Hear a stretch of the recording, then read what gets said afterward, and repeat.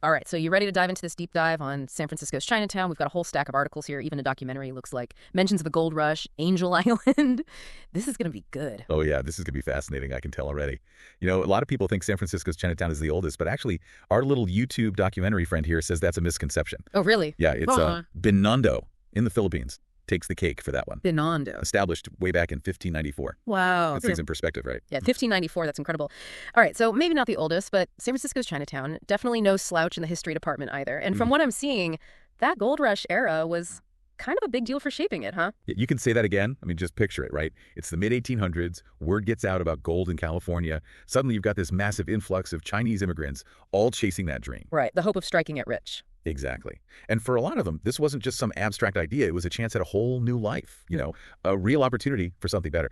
Actually, both the Chinatown Resource Guide and that History.com article, they both talk about the huge economic factors driving this whole migration. So these people are leaving behind everything they know, traveling thousands of miles. I mean, that really puts a human face on that whole gold rush idea, doesn't it? It really does. What were some of those reasons specifically that they were coming to America, though?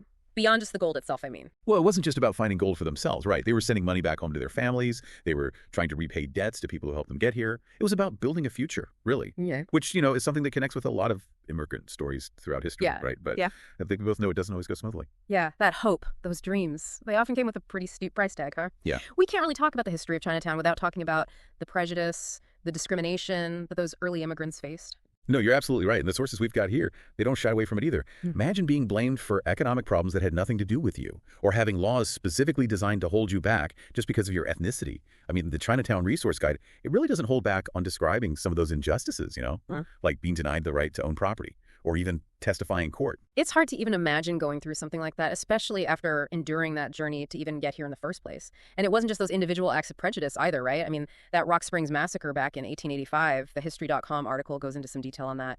It's a pretty chilling example of how bad things could get. Oh, absolutely. Yeah. Tragically, that widespread discrimination, it eventually found its way into law. You're talking about the Chinese Exclusion Act of 1882. Exactly. So you've got people already facing all these daily hardships, and then on top of that, they get hit with legally enforced exclusion. That's a new low. Yeah, it's a dark chapter in American history, that's for sure. Yeah. Both the Resource Guide and the History.com piece, they really lay out the details of that act, and it's pretty sobering.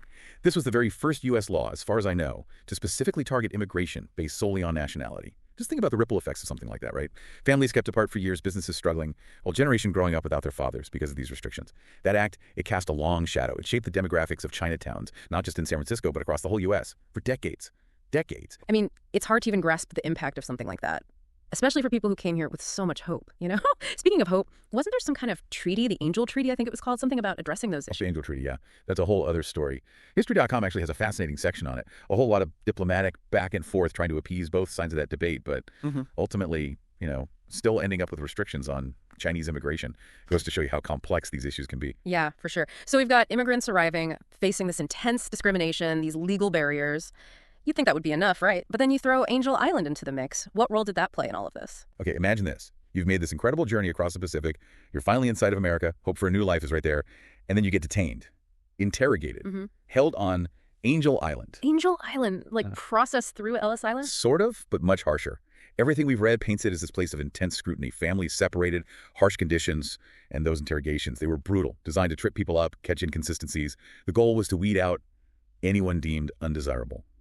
And it wasn't pretty. Oh, man. It's like something out of a movie, except this was their reality. You know what really got to me in the resource guide? That part about the coaching papers? Oh, yeah. People were literally memorizing answers to these impossible questions, just trying to navigate that interrogation process. Heartbreaking, really. It really speaks volumes about their desperation, their determination to make it here. It makes you think, what would any of us do in that situation? That's a question worth pondering, isn't it? What lengths would we go to for a chance at a better life, not just for ourselves, but for our families? So we've gone through these early years, the gold rush, the discrimination, Angel Island. Man, it's just incredible, the resilience of these people. But it makes you wonder, knowing what we do now from all this research, what's it actually like in Chinatown these days? Did it, truly recover from all that? That's the question, isn't it? And I think these sources, they give us a more complicated answer than you might expect. Like, on the surface, if you just picture those iconic gates, right, you walk through, it's this vibrant mix of old and new. You've got tourists snapping photos next to residents going about their day, traditional businesses right alongside these trendy new cafes. It's something else. It's funny you should mention that, Mix, because I feel like Chinatown, it often gets pigeonholed into this frozen in time kind of stereotype, But it sounds like that's not really the whole picture at all. Not even close. Sure, those historic buildings, the cultural institutions, they're a huge part of Chinatown's identity, for sure. But it's also a community grappling with some very current, very real challenges. Gentrification. For one, the resource guide, even that History.com piece hinted at it. Skyrocketing rents are a big concern for residents, for businesses, people who've called Chinatown home for generations. Yeah, it makes sense. It's something a lot of historic neighborhoods are dealing with these days, right? But with Chinatown, I imagine it's even more, I don't know, layered. It's not just about economics, is it? It's about holding on to this unique cultural space in the middle of all that pressure. Exactly. It's a tightrope walk, Yeah. And that's where that resilience we've been talking about, it really shines through. The resource guide, it highlights all these different community organizations. They're fighting so hard to address these challenges. Groups like, what was it, the Chinese American Citizens Alliance? They were mentioned a few times. Oh, absolutely. These guys, they've been around since 1895. A voice for Chinese Americans. Through it all, really. From advocating for basic civil rights way back when to pushing for affordable housing now. They embody that whole idea of shaping Chinatown's future from within. It's pretty amazing, honestly. It really shows how history, it's not just something in the past, It's woven into the present every step of the way.